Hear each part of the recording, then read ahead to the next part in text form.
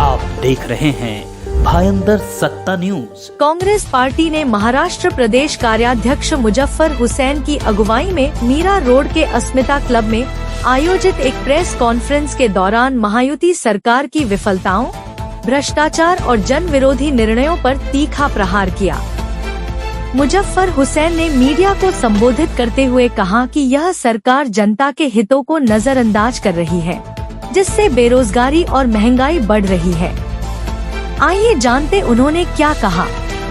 तरंचा पंचनामा इस टाइटल पे कांग्रेस पार्टी की तरफ से, प्रदेश कांग्रेस पार्टी की तरफ से इस महायुति सरकार के फेलियर्स और इनके नॉन गवर्नेंस, इनका नॉन परफॉर्मेंस, इनका करप्शन, लोगों के हित सोचे बगैर किए गए फैसले और इसके हो रहे परिणाम, इसके संदर्भ में ये एक पत्रिका आज जाहिर की गई है, जिसके तहत इस राज्य में कितनी बेरोजगारी है, कितना कर्जा में राज्य डूब चुका है और किस तरह से ये एक सरकार अनपॉपुलर सरकार बन चुकी है। लोकसभा के चुनाव के नतीजे से ये घबरा चुकी है और इसलिए ये राज्य में लोगों को बहकाने के लिए अलग अलग माध्यम से फ्री बीज योजनाएं ला रही है। कल ही एक जिसका उदाहरण था मुंबई के 5 टोल का, जिसका रोज का कलेक्शन 1.25 करोड़ रुपए के आसपास है। जिस कंपनी के पास वो टोल कलेक्शन का काम था, उसे 6 महीना पहले बैंकरप्सी प्रोसीजर स्टार्ट हो चुकी है और वो बैंकरप्सी प्रोसीजर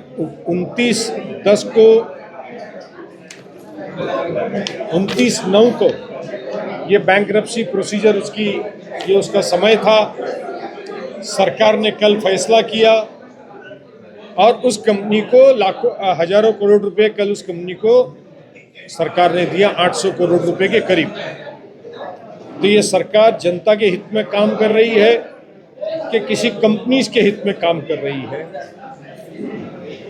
पिछले 10 सालों से टोल नाका जो है लोगों के लिए एक सरदर्द बन चुका था।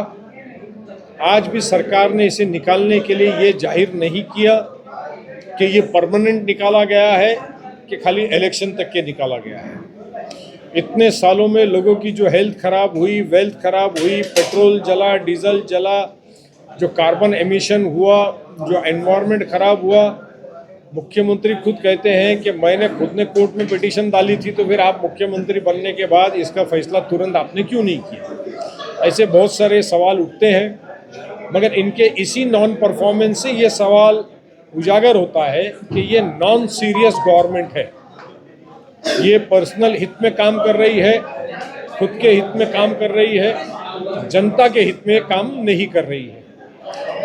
परसों ही जो फॉर्मर मिनिस्टर बाबा सिद्दीकी का मर्डर हुआ और उस मर्डर को लॉरेंस बिश्नोई जैसे क्रिमिनल ने साबरमती गुजरात में जेल में से क्लेम किया, ये उस बात को सिद्ध करता है कि इनका गवर्नेंस किस तरह से है कि एक आरोपी जेल में बैठ के अपनी बात मीडिया को बता सकता है।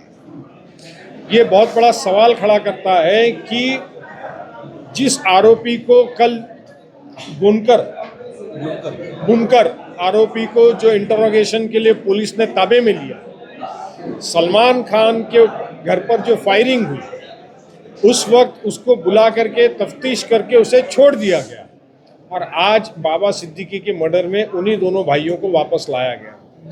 और उन्होंने ये बहुत ही अच्छे से कहा कि वो वेपन्स प्रोक्योर करते हैं, ड्रग्स प्रोक्योर करते हैं, लॉरेंस बिश्नोई गैंग के लिए काम करते हैं।